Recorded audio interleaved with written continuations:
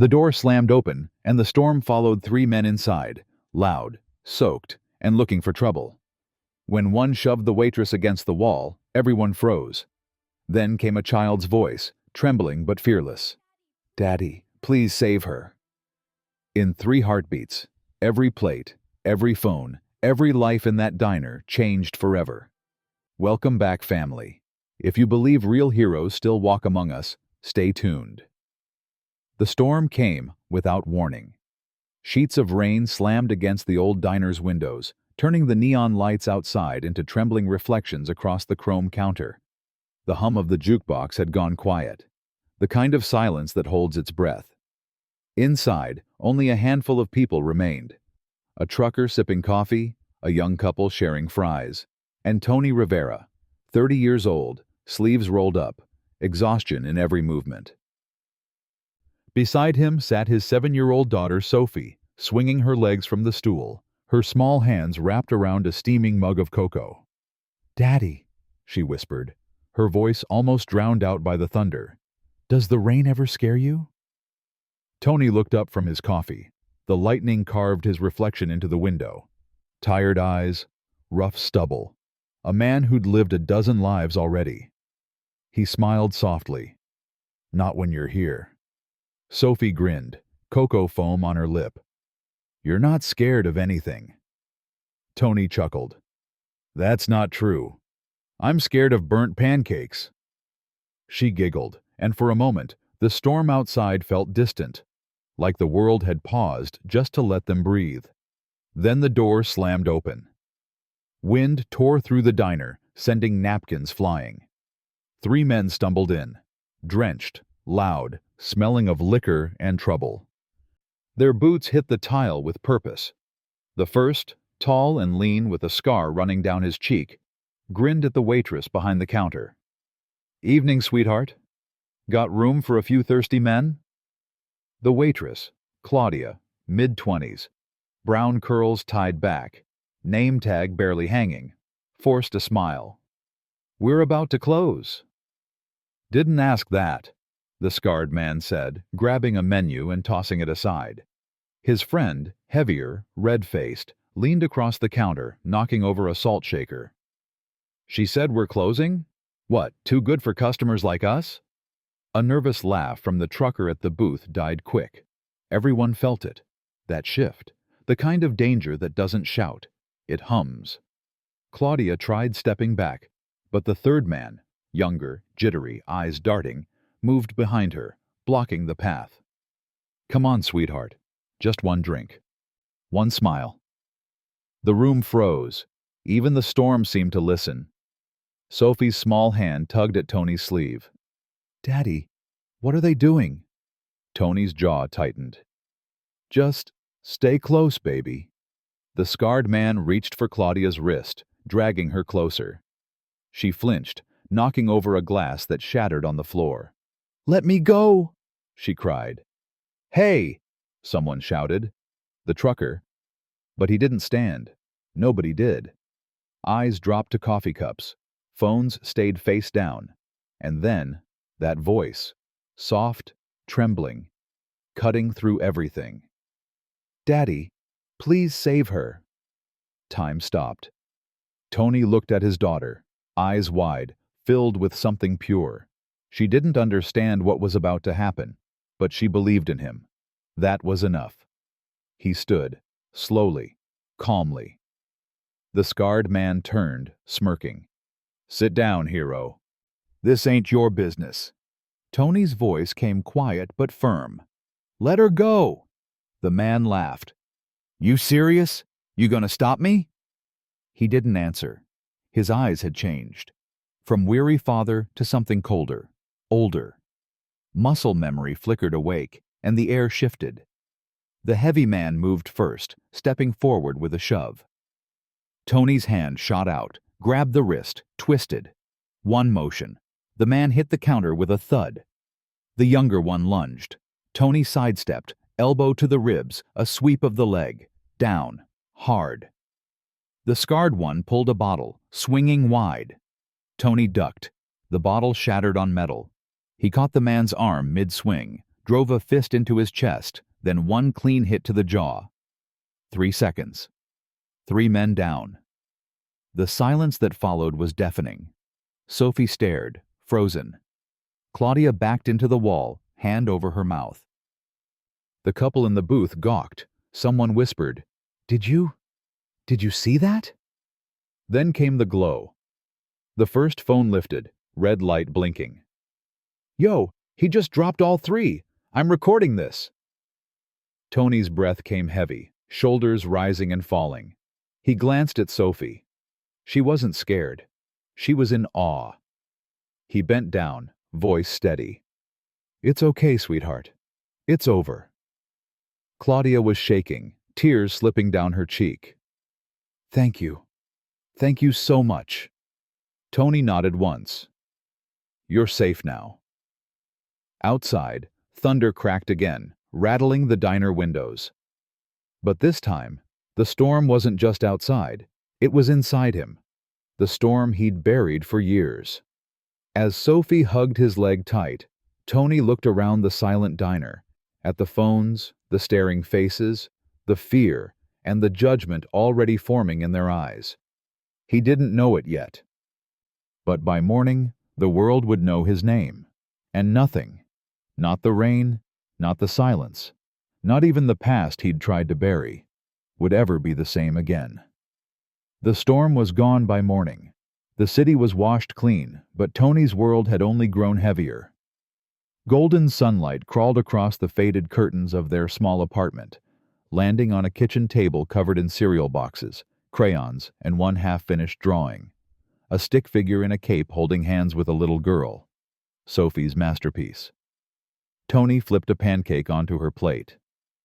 "You want strawberries or just syrup today?" "Both." Sophie grinned, her cheeks sticky with joy. "Heroes need energy, right?" He smiled faintly, pouring coffee into his chipped mug. "Yeah, I guess they do." Last night replayed in flashes, the glass shattering, Claudia's scream, his daughter's voice, "Daddy, please save her." Then the silence after the fight, the stares, the phones. He'd seen violence before, lived in it once. But this was different. This time, people weren't looking at him like a soldier. They were looking at him like a story. The TV murmured in the background, local news cycling through traffic reports and weather updates. Then the headline appeared. Viral sensation, Dad takes down 3 men in diner brawl. Tony froze. The video played again. Grainy, shaky footage of him moving fast, too fast for an average man. The captions flashed beneath. DIY Batman Dad. Vigilante Janitor. Blue-collar Rambo? A shaky voice from the video whispered, "Bro, did you see that? He's insane." Sophie clapped, laughing. "That's you, Daddy. Look, you're famous." Tony turned off the TV. "That's enough cartoons for today." "But it's not cartoons. You're saving her." "I said enough, Soph." His voice came sharper than he meant. Her smile faded. He exhaled, rubbing his face. "I'm sorry. I just need quiet." She climbed onto his lap, wrapping her little arms around his neck. "It's okay. I know you don't like noise." He hugged her back. That small warmth. It was the only thing anchoring him to peace. After breakfast, Tony walked Sophie to school. The air was cold, streets still slick from the storm. Parents waved, kids ran, the world moved like nothing had changed. But people were whispering. "That's him, right? The diner guy?" "Yeah, look, same jacket. That's him." Tony kept his eyes down, adjusting Sophie's backpack. "Go on, sweetheart. I'll pick you up later." She kissed his cheek. "Love you, Daddy." "Love you too, kiddo." He watched her disappear into the crowd of bright backpacks and morning laughter, a tiny spot of light in his gray routine. Back home, Tony showered, changed, and sat at the small kitchen table, scrolling his old phone. Notifications exploded. Hundreds of missed calls, message requests, strangers commenting on his face, his name, his daughter. Hero or psycho? Real-life Batman. This guy looks military. Anyone know him? He slammed the phone face down, chest tightening. The anonymity he'd built like armor was cracking. Then it buzzed again. A call from his boss at the construction site. Tony, hey, listen man, you're trending. I noticed. Yeah. Look, we can't have cameras showing up here, okay? Reporters, you know. Maybe take a few days off till it cools down. Tony's jaw set. You're benching me for helping someone? Not my call, man. It's optics. Click. He stared at the wall, the quiet pressing down on him. The world didn't want heroes, just hashtags. As the day wore on, the comments multiplied. Clips from the diner spliced with memes and mockery. Someone slowed down the video, looping his moves in exaggerated slow motion. Guy's clearly ex-military. Look how he pivots. That's training. Bet he practices in his mirror with fake bad guys. Poor kid's dad thinks he's an action movie. Tony closed his laptop.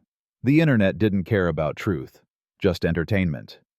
He walked to the window, looking at the city skyline, the rooftops, the cars, the lives that kept spinning no matter who got chewed up by the storm. He remembered the promise he made 3 years ago, the night Maria died. It was raining that night, too. He'd been halfway across the world, guarding a foreign official, when the call came. A drunk driver. A red light. One phone call, and his whole life collapsed. He quit everything. The private security work, the contracts, the danger. Came home to raise Sophie alone. Since then, his life had been quiet, predictable, invisible. And he wanted it that way, until last night. Until that moment when Sophie whispered the words that woke the man he'd buried. Evening came. The storm clouds had moved on, but the noise online hadn't. Tony sat on the couch while Sophie colored beside him. The TV played muted clips of commentators debating him like a trending topic. Sophie looked up. Daddy, why are they laughing at you? He blinked. What? She pointed at the TV. They're saying mean things, but you saved that lady. Doesn't that make you a hero? He swallowed hard. Sometimes people don't understand what they see. I understand, she said simply. You protect people, like Mommy said you always would. That hit him like a memory he'd tried to forget. Maria's last voicemail, soft and sleepy. Promise me you'll keep her safe, no matter what. He squeezed Sophie's hand. Yeah, baby, I will. Miles away, in a sleek office overlooking the skyline, someone rewatched the viral clip on a large monitor. It wasn't the chaos or the heroics that caught her attention. It was the control, the precision, the stance. Frame by frame, she analyzed his movements, zooming in on his grip, his balance, his speed. This isn't a random dad, she murmured. This is training. She hit download, her expression tightening. Tony Rivera, where have I seen you before? If the internet mocked you for doing the right thing, would you hide or stand taller? Comment. Protectors move in silence. Like if you still believe everyday heroes deserve respect. The world was still raining inside Claudia Lane's head when she opened her eyes. The sharp scent of antiseptic, the hum of hospital lights, the muffled chaos of footsteps and voices beyond the curtain. It all blurred together like a fading nightmare. But her body remembered. The grip on her arm, the crack of thunder, the blur of movement. The man's voice, calm, steady, reassuring. You're safe now.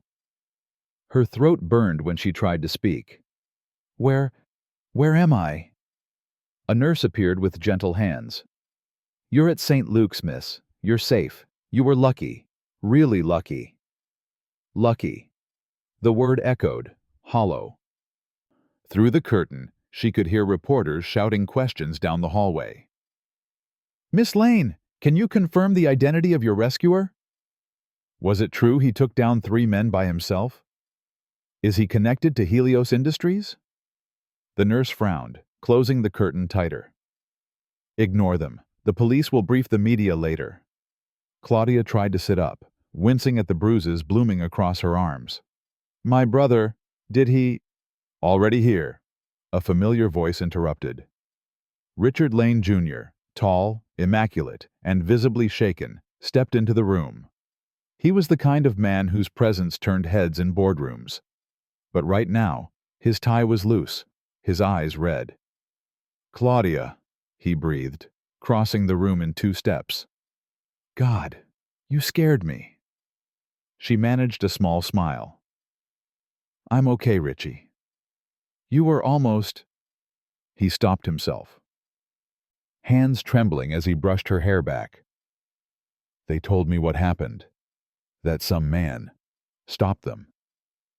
She nodded slowly. He didn't stop them, Richie. He ended it, like he'd done it before. Richard's jaw flexed. They said he just left afterward. Didn't even wait for the police. He had a little girl with him, Claudia whispered, closing her eyes. Maybe 7 or 8. She called him Daddy. Across the hall, a police detective briefed reporters while trying to hold the line. The suspect, or rescuer, depending on how you see it, hasn't been identified. The viral video's spreading faster than we can track. But the woman is stable. That's all we can confirm. Inside the room, Claudia stared at the muted TV. The same shaky footage from the diner played again. 3 men falling in seconds. The father shielding his daughter. The woman on the floor, her. The caption read, Single dad turns real-life action hero. She reached for the remote, turning up the volume. Tony's voice, faint but clear through the static. You're safe now. Her hand trembled. That's him. That's his voice. Who? Richard asked. The man who saved me. She leaned forward, eyes locked on the screen. He wasn't scared. He didn't even hesitate. Richard frowned, studying the image. Freeze that. She paused the clip right when Tony looked toward the counter, his face half lit by the neon. Wet shirt clinging to his shoulders, one hand reaching back protectively toward his daughter. Richard went still. Do you know him? Claudia asked softly. For a long moment, he didn't answer. Then, barely audible. Yeah, I do. Years peeled away in Richard's mind, to dusty training grounds overseas. Private contracts, dangerous cities where names didn't matter, only results. Back then, Tony Rivera wasn't a man you met in passing. He was the one you called when you wanted to live through the night. He used to work for us, Richard said finally, voice low. Private Protection Division, before you ever joined the company. Claudia blinked. He worked for Helios? He was one of our best, Richard admitted. Then he disappeared. Quit after his wife died. Wouldn't answer calls, emails, nothing. Claudia's eyes softened. He lost his wife? Yeah. And when a man like him loses something that big, he doesn't just grieve. He vanishes. She looked back at the frozen screen, Tony's face half hidden, the girl's small hand gripping his jacket. He saved my life, Richie. I need to find him. I need to thank him. Richard shook his head. You don't understand. That man didn't just save you. He stepped back into a world he swore he'd never touch again. And now, thanks to this viral circus, everyone's going to want a piece of him. Claudia reached for her brother's arm. Then we find him first. Outside the room, the noise grew louder. The storm of cameras, flashes, headlines spinning out of control. Who is the mysterious single dad hero? Internet divided over diner fight, brave or reckless. The man who vanished, and the billionaire who might know him. Richard stood by the window, watching the chaos below. His reflection stared back, polished, powerful, but hollow. He remembered Tony once telling him during a security assignment years ago, "You can't protect people with money. You protect them by standing between them and what's coming. And last night, Tony had done just that, again. He turned back to his sister. Rest, I'll handle this. Claudia frowned. Promise me you won't scare him off. He gave her a look that wasn't quite a promise. I just want to talk. When he left the room, he spoke quietly into his phone. Pull everything on the name Tony Rivera. Employment records, last address, anything that connects to the security branch. A pause, then cold and final. Find out where he lives. That night, as Claudia drifted in and out of sleep, the sound of the storm still echoed in her dreams. Only now, it wasn't thunder. It was the steady, calm voice of the man who had stepped out of nowhere to save her life. And somewhere across the city, that same man sat in a dark apartment, unaware that the most powerful man in the state was already on his trail. Morning crept in through thin curtains, spilling pale gold across the small living room. The hum of the city was distant, muffled by walls that had seen better days. Tony Rivera sat at the kitchen table, elbows on his knees, eyes hollow with exhaustion. He hadn't slept, not even for a minute. The TV was off. His phone lay face down, buzzing occasionally with unknown numbers he refused to answer. From the bathroom came the sound of running water and a soft little tune. Sophie, brushing her teeth, humming to herself. Innocent. Unbothered. Daddy, are we late? She called through the door. Tony forced his voice to sound steady. No, baby. We've got time. He looked at the clock. 7:14 a.m. He was supposed to be heading to the construction site by now, but that wasn't happening. His boss's words from yesterday still stung. Maybe take a few days off, man. Let it die down. Let it die down. He almost laughed at the irony. Sophie came out, hair wild, grinning, toothpaste still on her chin. Daddy, you look tired. He smiled faintly. Just thinking too much. She tilted her head. About the lady you saved? Tony hesitated. Something like that. She's probably really happy now, Sophie said, climbing onto a chair. You helped her. That's what heroes do. Heroes, Tony murmured, pouring her milk. Yeah, maybe. For a moment, everything felt normal. The sound of cereal crunching, sunlight spilling on old wallpaper, the kind of peace that feels too fragile to last. Then Sophie froze, mid-bite. Daddy? She whispered, pointing toward the window. There's a fancy car downstairs. Tony frowned, stood, and pulled the curtain slightly. Parked by the curb was a black Rolls-Royce, spotless even under the morning dust, the kind of car that didn't belong anywhere near this neighborhood. Two men in suits stood beside it, scanning the building. Tony's stomach dropped. Sophie, he said quietly, go finish your breakfast. She blinked. Who are they? I don't know. But deep down, he did. He knew the feeling of being watched, the stillness before something big changes. Then came the sound. A knock. Slow. Deliberate. 3 times. Tony's heartbeat quickened. He glanced once toward his daughter, then walked to the door. His hand hovered over the knob for a second longer than usual. When he opened it, the past walked in. Richard Lane Jr. stood on the other side, tall, composed, eyes sharp even under morning light. Behind him, 2 bodyguards waited, silent and still. Mr. Rivera, Richard said, his tone polite but firm. You saved my daughter. Tony froze. His throat went dry. The hallway suddenly felt too small, too bright. Claudia? He asked, voice low. Richard nodded once. She's alive, because of you. For a moment, neither man spoke. Recognition flickered between them, faint, buried under years, but unmistakable. Tony stepped aside slightly. You'd better come in. Richard entered, glancing around the small apartment. The chipped table, the children's drawings on the wall, the single photo of a smiling woman with a toddler. "This your daughter?" he asked softly. Tony nodded. "Yeah, Sophie." As if on cue, Sophie peeked from the hallway, half hiding behind the doorframe. Richard smiled, kneeling slightly to meet her eyes. "Hi there. You must be Sophie." She hesitated, then whispered, "Hi." "You have a brave dad," Richard said gently. "The bravest I've ever met." Sophie's eyes brightened. "I know." Tony's throat tightened. He cleared it. "Why are you here, Richard?" Richard turned back to him, his tone shifting. "Because gratitude shouldn't just be spoken through headlines.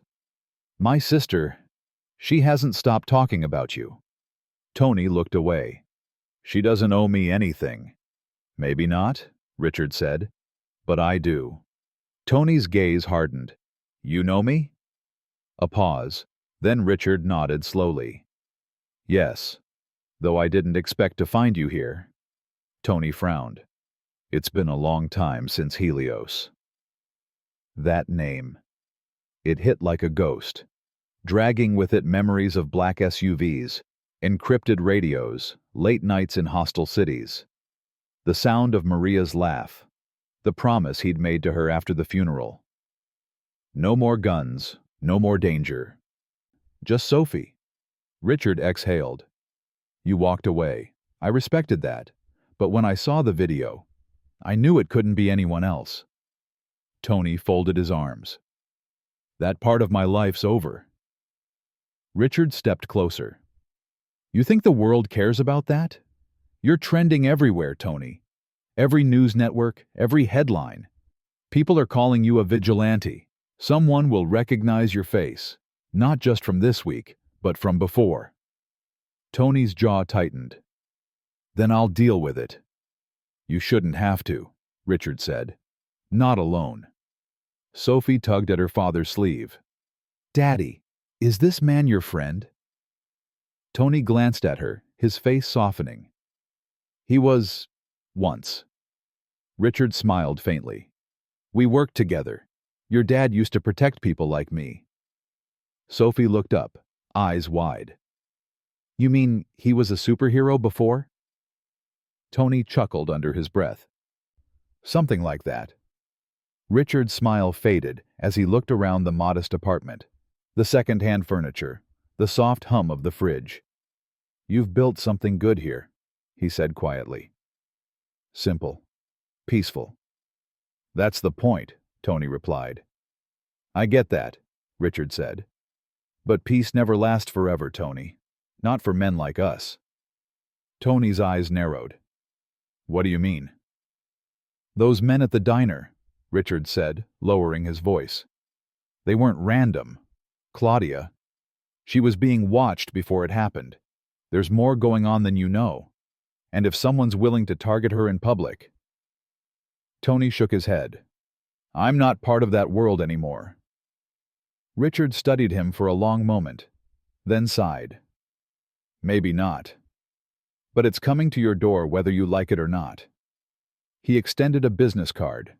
Black, embossed with the Helios insignia. "If you ever change your mind, call me. Not for a job, for protection. Yours and your daughter's." Tony stared at the card, the weight of the past pressing heavy in his chest. Richard turned toward the door. "And Tony?" "Yeah?" Richard paused. "She remembers your voice. Said it made her feel safe." Then he left, the sound of polished shoes fading down the hallway until all that was left was silence. Tony stood there, hand gripping the doorframe, eyes locked on the card. The storm outside was gone, but another one was forming, one that had nothing to do with weather. Behind him, Sophie tugged at his sleeve again. "Daddy? Who was that?" Tony looked down at her and managed a small smile. Just someone from a long time ago. But deep down, he knew the truth. The past hadn't just found him. It had walked right up to his door. The door clicked shut, but Tony's mind stayed open, a flood of memories rushing through cracks he'd spent years sealing. He stood there for a long moment, motionless, the black Helios card still in his hand. Sophie had wandered off to her room, humming softly, unaware that her father's entire past had just come knocking. Tony looked at her drawings pinned to the fridge. Bright colors, clumsy crayon lines, a stick figure with a cape. A little girl smiling beside him. The words written in uneven block letters. My superhero daddy. His chest tightened. If only she knew what kind of man she'd drawn. He sat down at the table, elbows on his knees, and closed his eyes. And in an instant, the years fell away. 5 years earlier, sand and smoke filled the air. The night sky burned with orange light from the distant fire. Tony Rivera moved through the chaos with a precision that came only from years of training. His black tactical gear was covered in dust and ash, his earpiece crackling with static. Team Bravo, extraction in 60 seconds, he said, his voice steady despite the bullets whining past. At the edge of the convoy, 2 armored SUVs were half destroyed. Inside the last one, Richard Lane Jr., younger, panicked, clutched a briefcase like it was life itself. Tony reached the door, pulled it open, and barked, "We're moving!" "I can't leave the documents," Richard started. Tony grabbed him by the collar and hauled him out as another explosion rocked the street. "Documents don't breathe, sir. You do. Move!" They sprinted through the smoke, ducking behind the remaining vehicle as gunfire erupted from the rooftops. Tony's team covered their retreat, efficient, coordinated, but outnumbered. "Rivera," a voice shouted in his ear. "You're out of range." "Not yet," Tony replied. "I've got Lane." They ran for the extraction point, but one bullet found its way through. It sliced across Tony's shoulder, spinning him sideways. He didn't stop. He pushed Richard behind cover, raised his rifle, and returned fire with surgical precision. Seconds later, silence. Tony exhaled, pressing a hand to his shoulder. Blood trickled between his fingers. Richard stared at him in disbelief. "You were hit." "Grazed," Tony muttered. "You're fine. That's what matters." When they reached the extraction chopper, Richard tried to hand him something. A silver watch, expensive. "For saving my life," he said. "Please." Tony shook his head. "Just doing my job." The helicopter lifted off, wind whipping around them. Tony sat in the corner, staring at the horizon, the same empty look in his eyes he'd carry for years after. Tony opened his eyes, the memory fading like smoke. The apartment was quiet again. Outside, morning traffic hummed, the ordinary world going on as if nothing monumental had just been stirred inside him. He rubbed the back of his neck and sighed. "Just doing my job," he whispered to himself, the same words he'd said all those years ago. There was a soft knock on the door. Tony hesitated, then opened it. Richard Lane stood there again, no bodyguards this time, just him. Looking older, less composed than before. "I thought you'd left," Tony said. "I did," Richard replied. "But there's something I didn't get to say." Tony stepped aside silently. Richard glanced around, his gaze lingering on the drawings taped to the fridge. He smiled faintly. "Sophie did these?" "Yeah," Tony said quietly. "Keeps her busy." Richard studied one of the pictures, the superhero with a cape. "She already knows who you are," he said softly. Tony shook his head. "She knows who I want her to think I am. That's enough." Richard turned to face him. "You disappeared after your wife died. I tried to find you." Tony's jaw clenched.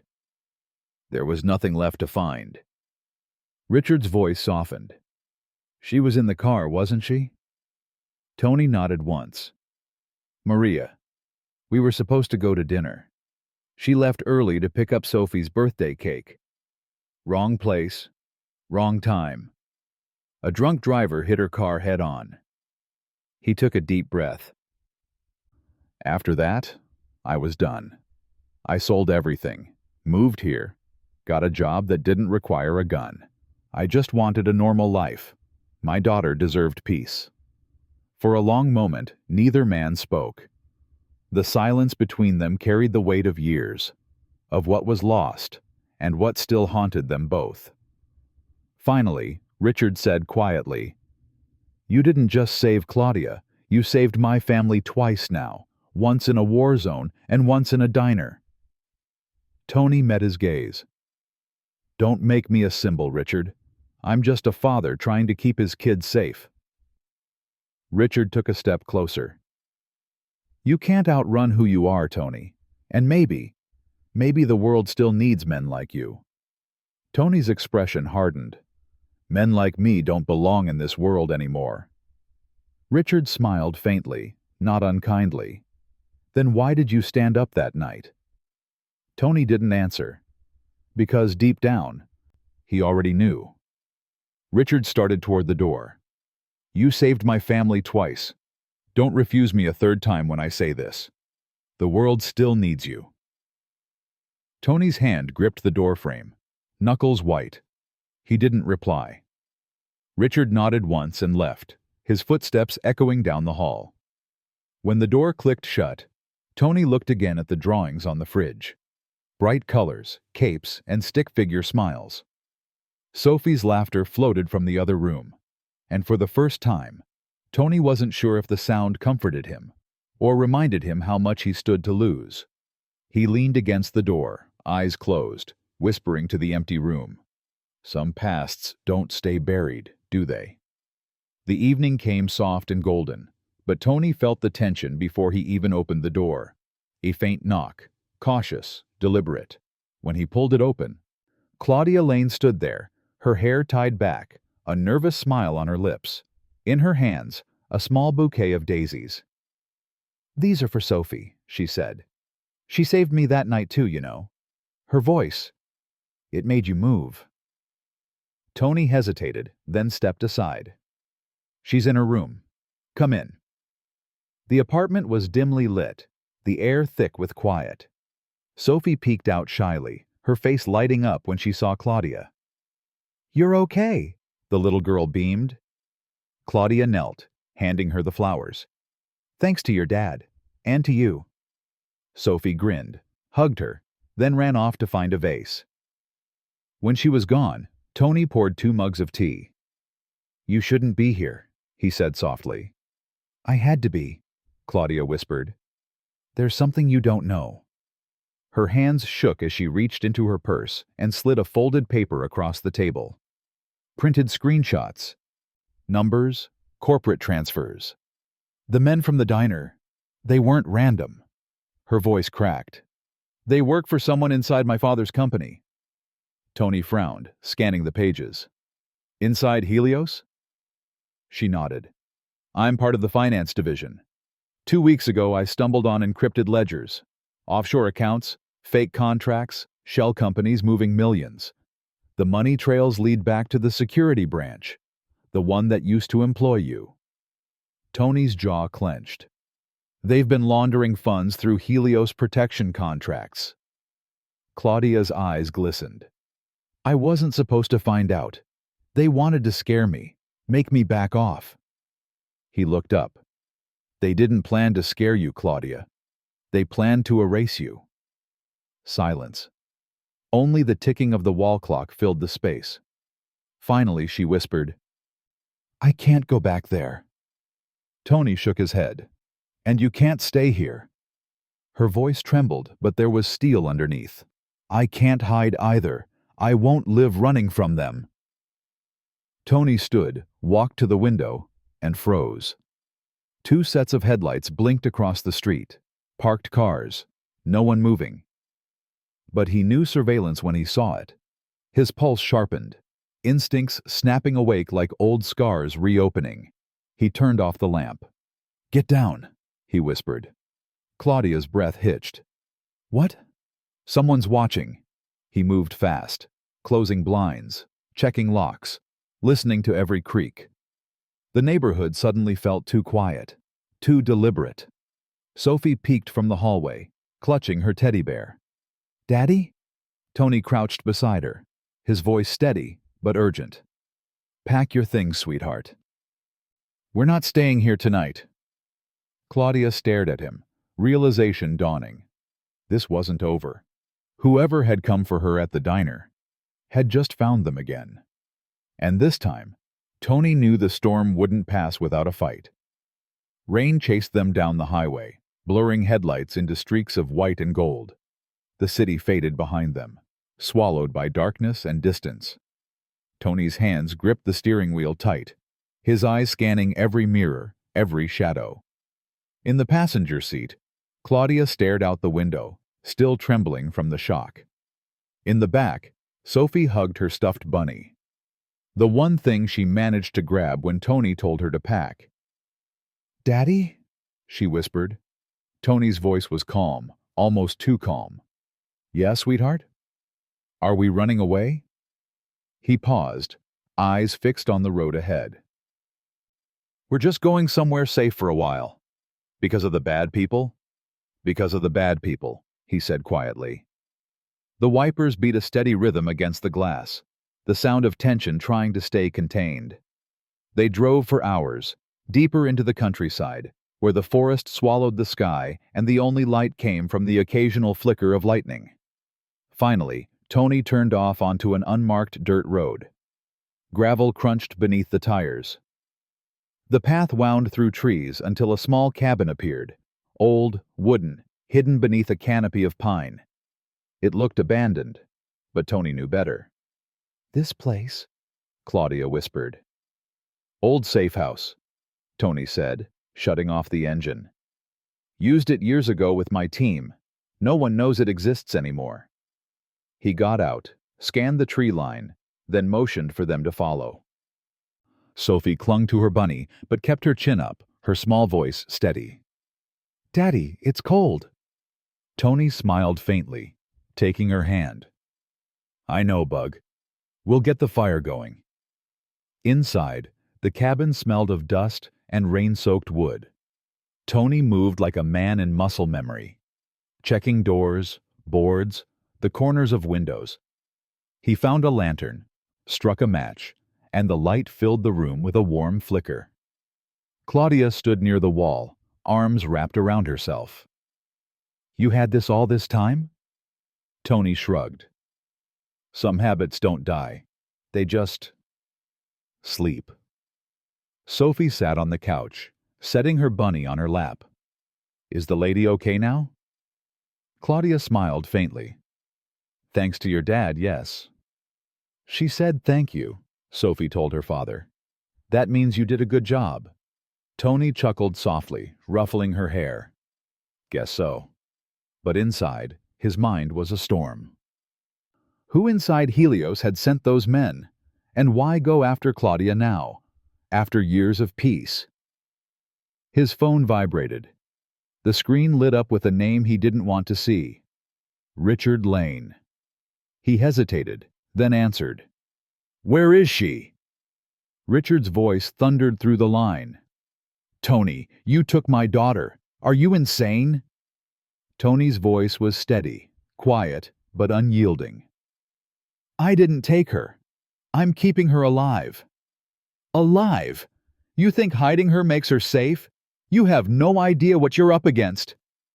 "I know exactly what I'm up against," Tony said coldly. "I trained half the people you're probably sending after me." There was silence on the line. Heavy, weighted. Then Richard spoke again, softer. "You think this is just about her, don't you?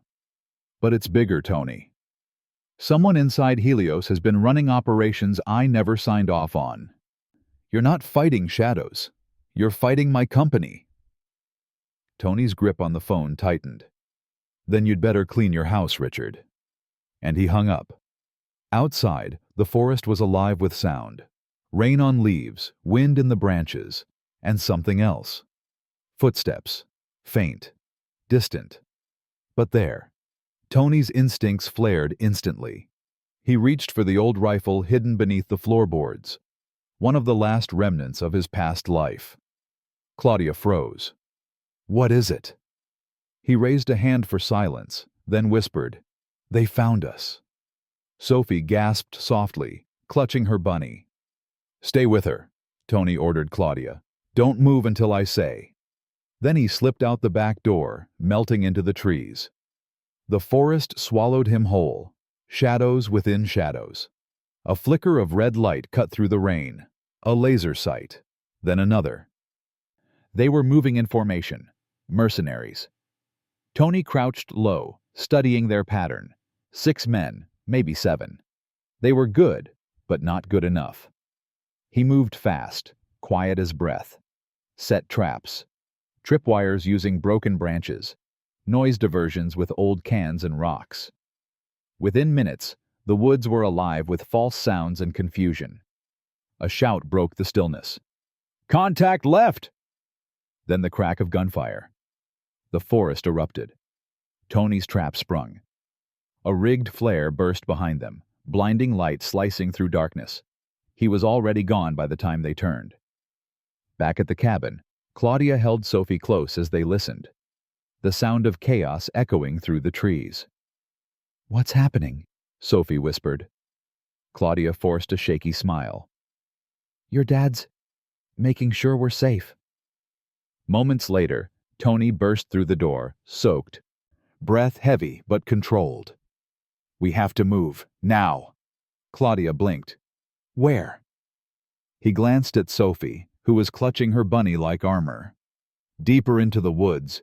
There's an old tunnel system half a mile east. We can lose them there." He picked Sophie up, wrapping her in his jacket. "Hold on tight, sweetheart." Claudia grabbed her bag, eyes wide. "Tony, they're still out there." He looked at her, calm, resolute. "So am I." Outside, a low hum rose over the rain, the sound of rotor blades cutting the air. A helicopter. A beam of light sliced through the trees, sweeping the ground like a hungry predator. Sophie buried her face in his shoulder. "Daddy," Tony whispered, voice low but steady. "It's okay, baby. Just hold on tight." And as the spotlight passed over them, Tony stepped into the darkness again, the soldier within him fully awake. The night gave way to a gray, trembling dawn. Smoke rose in the distance. What was left of the cabin, now a smoldering ruin. The woods that had once sheltered them were silent again, except for the whisper of waves against a nearby pier. Tony's truck rolled to a stop by the water, engine sputtering. He stepped out, scanning the empty docks. Sophie slept in the back seat, her head resting on Claudia's lap. Both were exhausted, their clothes damp, faces streaked with soot. Tony's shoulder throbbed from a shallow graze. He didn't care. He'd been running on instinct for hours. Then headlights appeared down the road. A sleek black sedan slowed to a stop. The driver's door opened. Richard Lane stepped out, alone. No guards, no entourage. Just the weight of betrayal in his eyes. Tony's voice was flat. "You came." Richard's was sharper. "You burned half the forest getting here. You nearly got my daughter killed again." Tony stepped closer. "I kept her alive." Claudia rose, trembling but firm. "Stop it, both of you. We don't have time for this." She pulled the crumpled files from her bag. The same evidence she'd risked everything to save. This is what they were after. The security division's offshore transfers. The payments to shell companies. I traced them back to Helios's own board.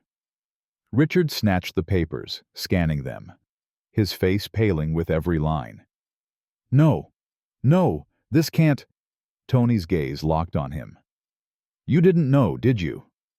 Richard looked up, voice breaking. "You think I ordered this? I built Helios to protect people, Tony, to make the world safer. But my board, they used it for power." Silence. Just the wind and the sound of waves slapping the wooden posts. Then Richard straightened, resolve hardening in his face. "We expose them. Now." "How?" Claudia asked. "By doing what they fear most." Richard pulled out his phone. "Telling the truth. Live." He opened his company's social media stream and hit record. "This is Richard Lane," he began, his voice echoing against the pier. "If you're watching this, Helios Industries is not what you think. For years, parts of my board have used our global security arm to commit crimes under the guise of protection. My sister discovered the truth, and they tried to kill her for it." Gunfire shattered the calm. A black van screeched into view. Armed men spilled out, weapons raised. "Get down!" Tony roared, shoving Claudia and Sophie behind a crate. Bullets splintered the pier as he returned fire, moving with lethal precision. One hit his shoulder. He staggered, but didn't fall. Richard, still streaming, turned the camera toward the chaos. "The proof is in your hands now," he shouted. "You can't bury the truth anymore." Tony dropped the last gunman with a clean shot, then fell to one knee, clutching his bleeding arm. Claudia ran to him, tears streaming. "Tony, stay with me." He managed a faint smile. "Told you not to go back there." In the distance, sirens wailed, growing louder. Richard's phone screen glowed with thousands of live viewers. Helios's secrets were out. And as the sun rose over the pier, Tony Rivera, bleeding, broken, but alive, finally let himself believe that maybe, just maybe, the fight was worth it. Weeks passed. The headlines shifted from chaos to calm, from scandal to rebuilding. Helios Tower gleamed like new glass and steel, not as a symbol of power, but renewal. Under Richard and Claudia, the company had been stripped of corruption, reborn under truth. And somewhere far from the noise, in a small diner off the highway, Tony Rivera sat in a corner booth with Sophie, his arm still in a sling. The same diner where it all began. The same cracked counter, the same hum of the jukebox. But this time, peace. Sophie sipped her cocoa, feet swinging under the table. "Daddy," she said with a grin, "no more bad guys, right?" Tony chuckled softly. "Let's hope not." The bell over the door jingled.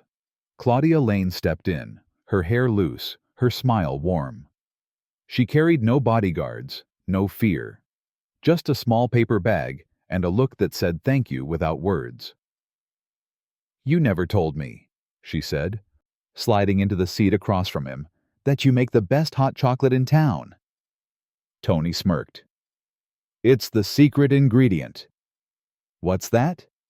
"Patience," he said, "and a little too much sugar." Sophie giggled. "He's the best at everything." Claudia leaned in, eyes soft. "I know he is."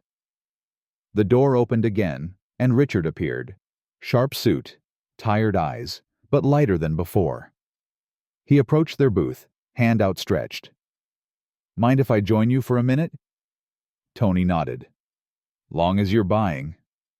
Richard laughed. "Deal." He sat beside his sister, glancing at Sophie's drawings spread on the table, stick figures under a sun, a man with a cape, a little girl holding his hand. "Press conferences in an hour," Richard said. "You should come. The board's announcing the new division, one built around protection, not profit. We'd like to name it after someone." Tony shook his head. "You don't need to do that." Richard looked at him, serious now. "You didn't just save my company, Tony. You reminded us what it means to protect something that matters." Tony met his gaze, quiet but firm. "I didn't save your company, Richard. I saved my daughter's future." Richard nodded slowly, understanding. "Then you saved all of ours too." He left them with a smile, and as the door closed, Claudia watched Tony pour Sophie another cup of cocoa. Outside, the news vans waited. The story had come full circle. The old video, the diner fight, had gone viral again. But this time the caption was different. "Real hero. Single dad saves woman, uncovers billionaire conspiracy." Tony didn't watch it. He didn't need to. He had everything he'd ever wanted sitting right across from him. Sophie held up a fresh drawing. her dad standing between two women under a golden sunrise.